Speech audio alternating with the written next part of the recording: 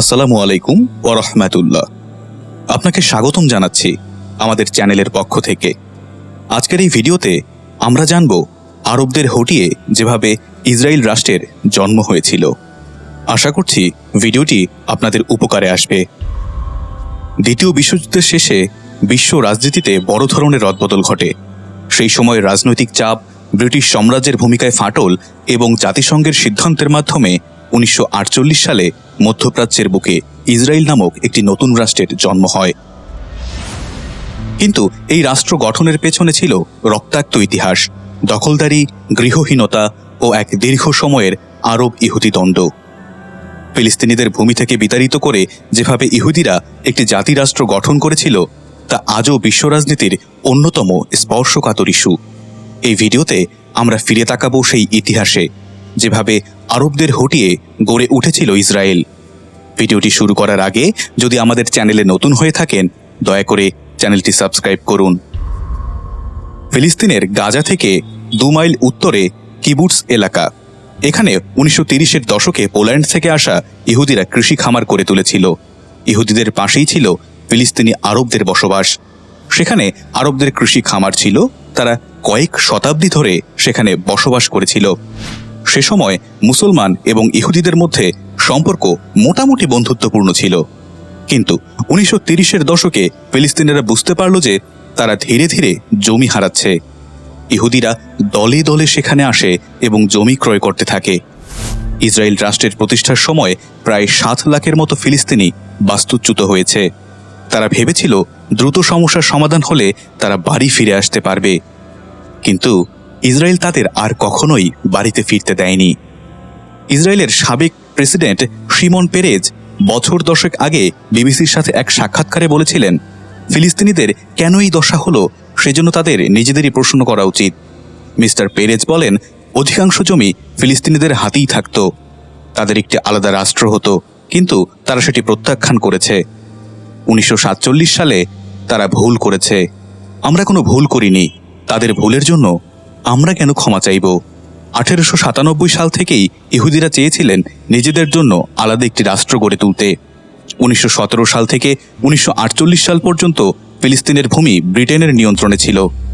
1917 সালের নভেম্বর মাসে তুরস্কের সেনাদের হাত থেকে জেরুজালেম দখল করে ব্রিটেন। তখন ব্রিটিশ সরকার সিদ্ধান্ত নিয়েছিল যে ফিলিস্তিনের মাটিতে ইহুদিদের জন্য একটি আলাদা রাষ্ট্র গঠনের জন্য সহায়তা করবে। ব্রিটেনের তৎকালীন পররাষ্ট্রমন্ত্রী লর্ড আর্থার জেমস বেলফোর বিষয়টি জানিয়ে চিঠি লিখেছিলেন ইহুদি আন্দোলনের নেতা ব্যারন রস্টচাইল্ডকে। তৎকালীন ব্রিটেনের প্রধানমন্ত্রী সে চিঠি বেলফোর ডিক্লারেশন নামে পরিচিত। ইহুদিদের কাছে ব্রিটেন প্রতিশ্রুতি দিয়েছিল যে ফিলিস্তিনের জমিতে তাদের জন্য একটি রাষ্ট্র গঠনের সুযোগ করে দিবে। যদিও রোমান সময় থেকে ইহুদিদের ছোট্ট একটি ধর্মীয় গোষ্ঠী সে জায়গায় বসবাস করত। ইউরোপে ইহুদিদের প্রতি যে নেতিবাচক দৃষ্টিভঙ্গি ছিল সেটি তাদের একটি নিজস্ব রাষ্ট্র গঠনের ভাবনাকে আরও ত্বরান্বিত করেছে। 1933 সালের পর থেকে জার্মানির শাসক হিটলার ইহুদিদের প্রতি কঠোর হতে শুরু করেন। ইতোমধ্যে জাহাজে করে হাজার হাজার ইহুদি অভিবাসী ফিলিস্তিনি ভূখণ্ডে আসতে থাকে।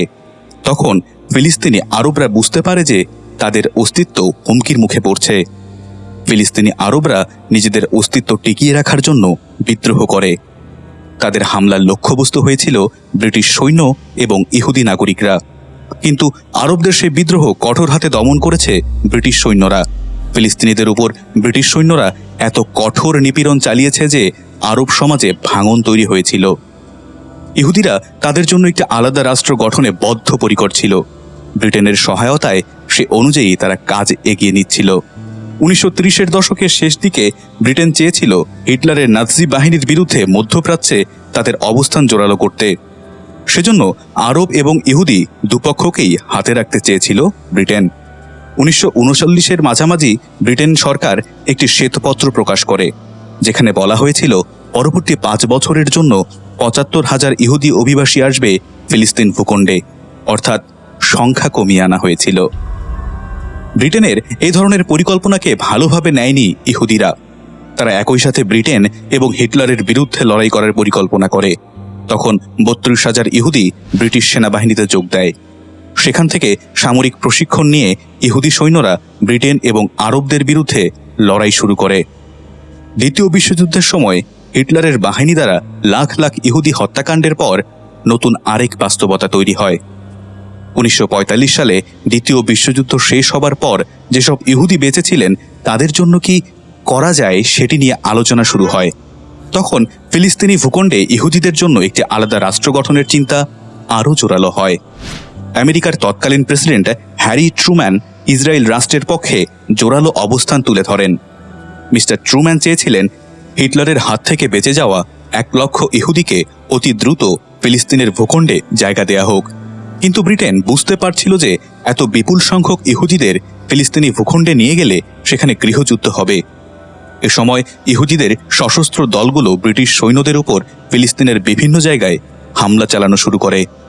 তখন ইউরোপ থেকে ফিলিস্তিনের উদ্দেশ্যে জাহাজ বোঝাই হয়ে আসা হাজার হাজার ইহুদিদের বাধা দেয় ব্রিটিশ বাহিনী, কিন্তু তাতে খুব একটা লাভ হয়নি। ইহুদি সশস্ত্র দলগুলো ব্রিটিশ বাহিনীর উপর তাদের আক্রমণের মাত্রা বাড়িয়ে দেয়। তাদের উদ্দেশ্য ছিল এমন একটি পরিস্থিতি তৈরি করা যাতে ইহুদি রাষ্ট্র গঠনের জন্য ব্রিটেন এবং আন্তর্জাতিক সম্প্রদায় দ্রুত সিদ্ধান্ত নেয়। তখন সমাধানের জন্য ব্রিটেনের উপর চাপ বাড়তে থাকে। এরপর বাধ্য হয়ে ব্রিটেন বিষয়টিকে জাতিসংঘে নিয়ে যায়। 1947 সালের নভেম্বর মাসে ফিলিস্তিনের ভূখণ্ডে 2টি আলাদা রাষ্ট্র গঠনের সিদ্ধান্ত নেয় জাতিসংঘ, একটি ইহুদিদের জন্য, অন্যটি আরবদের জন্য। ইহুদিরা মোট ভূখণ্ডের 10% মালিক হলেও তাদের দেয়া হয় মোট জমির অর্ধেক, কিন্তু আরবদের জনসংখ্যা এবং জমির মালিকানা ছিল আরবদের দ্বিগুণ। স্বভাবতই আরবরা এ সিদ্ধান্ত মেনে নেয়নি। তারা জাতিসংঘের এ সিদ্ধান্ত খারিজ করে দেয়। কিন্তু ফিলিস্তিনিদের ভূখণ্ডে তখন ইহুদিরা বিজয় উল্লাস শুরু করে। অবশেষে ইহুদিরা একটি স্বাধীন ভূখণ্ড পেল। কিন্তু আরবরা অনুধাবন করেছিল যে কূটনীতি দিয়ে এই সমস্যার সমাধান হবে না। জাতিসংঘের এ সিদ্ধান্তের পর আরব এবং ইহুদিদের মধ্যে দাঙ্গা শুরু হয়ে যায়। তখন ফিলিস্তিনি ভূখণ্ড ছেড়ে যাবার জন্য ব্রিটিশ সৈন্যরা দিন গণনা করছিল। তখন ইহুদিদের সশস্ত্র দলগুলো প্রকাশ্যে আসা শুরু করে। তাদের গোপন অস্ত্র কারখানাও ছিল, কিন্তু ইহুদিদের সবচেয়ে বড় অসুবিধা ছিল তাদের বিচক্ষণ নেতৃত্ব। এর বিপরীতে আরবদের কোনো নেতৃত্ব ছিল না। ইহুদিরা বুঝতে পেরেছিল যে নতুন রাষ্ট্র গঠনের পর আরবরা তাদের ছেড়ে কথা বলবে না। সম্ভাব্য যুদ্ধের জন্য আগে থেকেই তৈরি ছিল ইহুদিরা। সবার দৃষ্টি ছিল জেরুজালেম শহরের দিকে। মুসলমান, ইহুদি এবং খ্রিস্টানদের জন্য পবিত্র এ জায়গা। জাতিসংঘ যে সিদ্ধান্ত দিয়েছিল সেখানে জেরুজালেম আন্তর্জাতিক নিয়ন্ত্রণে থাকার কথা ছিল, কিন্তু আরব কিংবা ইহুদি কোনো পক্ষই সেটি মেনে নেয়নি। ফলে জেরুজালেম শহরের নিয়ন্ত্রণের জন্য দুপক্ষের মধ্যে যুদ্ধ অনিবার্য হয়ে উঠেছিল। জেরুজালেমে বসবাসরত ইহুদিদের অবরুদ্ধ করে রেখেছিল আরবরা।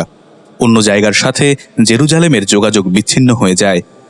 1948 সালের মার্চ মাসে ইহুদিরা আরবদের উপর পাল্টা আক্রমণ শুরু করে। অনেক বিশ্লেষক বলেন তখন ইহুদিরা আরবদের নিশ্চিহ্ন করার পরিকল্পনা করেছিল। যেহেতু আরবদের মধ্যে কোনো সমন্বয় ছিল না, সেজন্য ইহুদিরা একের পর এক কৌশলগত জায়গা দখল করে নেয়।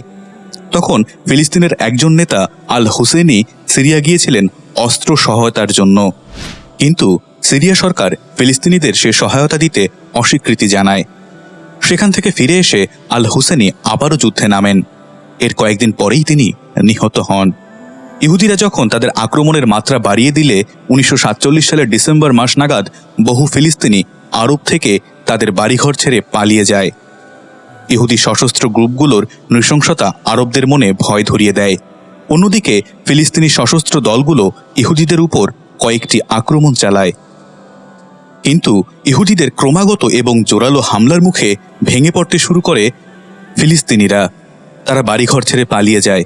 অন্যদিকে জর্ডানের বাদশাহ আবদুল্লাহ এবং অন্য আরব দেশগুলোর সরকার তাদের নিজ দেশের ভেতরে চাপে পড়ে যায়। সেসব দেশের জনগণ চেয়েছিল যাতে ফিলিস্তিনিদের সহায়তায় তারা এগিয়ে যায়। 1948 সালের 14 মে ফিলিস্তিন ছেড়ে যায় ব্রিটেন। একই দিন তৎকালীন ইহুদি নেতারা ঘোষণা করেন যে সেদিন রাতেই ইহুদি রাষ্ট্রের জন্ম হবে। ইসরায়েল রাষ্ট্রের জন্মের 1 ঘন্টার মধ্যেই আরবরা আক্রমণ শুরু করে। একসাথে 5টি আরব দেশ ইসরায়েলকে আক্রমণ করে। যেসব দেশ একযোগে ইসরায়েলকে আক্রমণ করেছিল তারা হচ্ছে মিশর, ইরাক, লেবানন, জর্ডান এবং সিরিয়া। তাদের সৈন্য সংখ্যা ছিল প্রায় 30,000-এর মতো। অন্যদিকে ইসরায়েলের সৈন্য সংখ্যা ছিল প্রায় 35,000। কিন্তু আরব দেশগুলোর মধ্যে কোনো সমন্বয় ছিল না। তাছাড়া আরব নেতৃত্ব একে অপরকে বিশ্বাস করত না। জেরুজালেম দখলের জন্য আরব এবং ইসরায়েলের মধ্যে চলছে তীব্র লড়াই। ইহুদিরা ভেবেছিল জেরুজালেম ছাড়া ইহুদি রাষ্ট্রের কোনো অর্থ নেই। অন্যদিকে মুসলমানদের জন্য জেরুজালেম পবিত্র জায়গা। তীব্র লড়াইয়ের এক পর্যায়ে ইসরায়েলি বাহিনী পিছু হটতে থাকে। তাদের অস্ত্রের মজুত শেষ হয়ে যায়। সম্ভাব্য পরাজয় আজ করতে পেরে ইহুদিরা নিজেদের শক্তি সঞ্চয়ের জন্য সময় নেয়। আর কিছু দূর অগ্রসর হলেই মিশরীয় বাহিনী তেল আবিবের দিকে অগ্রসর হতে পারত। তখন জাতিসংঘের মাধ্যমে যুদ্ধবিরতি কার্যকর হয়।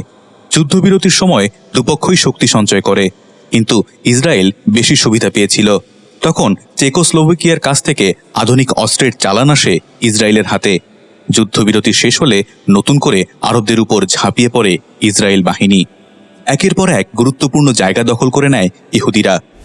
তেল আবিব এবং জেরুজালেমের উপর তাদের পূর্ণ নিয়ন্ত্রণ প্রতিষ্ঠিত হয়। জাতিসংঘের মাধ্যমে আরেকটি যুদ্ধবিরতির মাধ্যমে সে সংঘাত থামে। ইসরায়েলি বাহিনী বুঝতে পারে তারা স্বাধীনতা লাভ করেছে ঠিকই, কিন্তু লড়াই এখনও থামেনি। 1947 সালের নভেম্বর মাস থেকে 1949 সালের জানুয়ারি মাস পর্যন্ত 6000 ইহুদি নিহত হয়েছিল। ইহুদিরা মনে করে তারা যদি সে যুদ্ধে পরাজিত হয় তাহলে আরবরা তাদের নিশ্চিহ্ন করে দিত। ইসরায়েলিরা মনে করেন 1947 সালে জাতিসংঘ যেভাবে দুটি দেশের স্বীকৃতি দিয়েছিল সেটি যদি ফিলিস্তিনিরা মেনে নিত তাহলে ফিলিস্তিন এবং ইসরায়েল নামের দুটি দেশ এখন পাশাপাশি শান্তিপূর্ণ অবস্থান করত। আরব দেশগুলোর মধ্যে পারস্পরিক আস্থা না থাকার কারণেই 1948 সালের যুদ্ধে তারা পরাজিত হয়েছে এবং ইসরায়েল দেশটির জন্ম হয়ে সেটি স্থায়ী হতে পেরেছে। অনেক ঐতিহাসিক বিষয়টিকে এভাবে দেখেন, 1948 সালের পর থেকে সামরিক, রাজনৈতিক এবং অর্থনৈতিক দিক থেকে অতি দ্রুত উন্নতি লাভ করে ইসরায়েল। তারা সুপার পাওয়ার হিসেবে আবির্ভূত হয়। ইসরায়েল রাষ্ট্রের জন্ম ইতিহাস শুধু একটি নতুন রাষ্ট্র প্রতিষ্ঠা নয়, বরং এটি একটি দীর্ঘ বিতর্কের সূচনা। ফিলিস্তিনিদের চিরন্তন বাস্তুচ্যুতি, আরব জাতির ক্ষোভ আর ইহুদি জাতির শত বছরের স্বপ্ন, এই তিনটি উপাদান মিলে এক জটিল এবং রক্তাক্ত ইতিহাস তৈরি করেছে। সেই ইতিহাস আজও রক্তক্ষরণ থামাতে পারেনি। অতীতকে জানার মাধ্যমেই ভবিষ্যতের জন্য শিক্ষা ও সমাধানের পথ লুকিয়ে থাকে। আর তাই ইসরায়েলের জন্ম ইতিহাস বুঝতে পারা কেবল ইতিহাস চর্চা নয়, বরং তা বর্তমানের মধ্যপ্রাচ্য সংকট বোঝার একটি চাবিকাঠিও বটে। সুতরাং ব্যক্তিগত ও সামাজিক পর্যায়ে আমাদের কর্তব্য হল সত্য ন্যায়ের পথে দৃঢ় থাকা এবং সর্বাবস্থায় আল্লাহর প্রতি আস্থা রেখে সামনে এগিয়ে চলা। মহান আল্লাহ আমাদের সবাইকে বোঝার তৌফিক দান করুন। ভিডিওটি ভালো লাগলে আমাদের চ্যানেলে সাবস্ক্রাইব করুন, লাইক দিন, কমেন্টে আপনার মতামত জানান এবং বন্ধুদের সাথে শেয়ার করতে ভুলবেন না। আপনাদের একটি শেয়ার হতে পারে কারো জন্য হেদায়েতের কারণ। আল্লাহ হাফেজ।